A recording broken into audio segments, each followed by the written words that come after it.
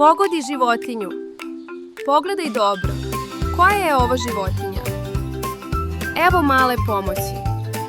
Poslušaj kako se javlja. Jesi li znao? Možeš li pogoditi? 3, 2, 1. Bravo! To je konj. Konj je najbolji prijatelj čoveka na farmi. Voli da trči i vozi nas u zaprezi.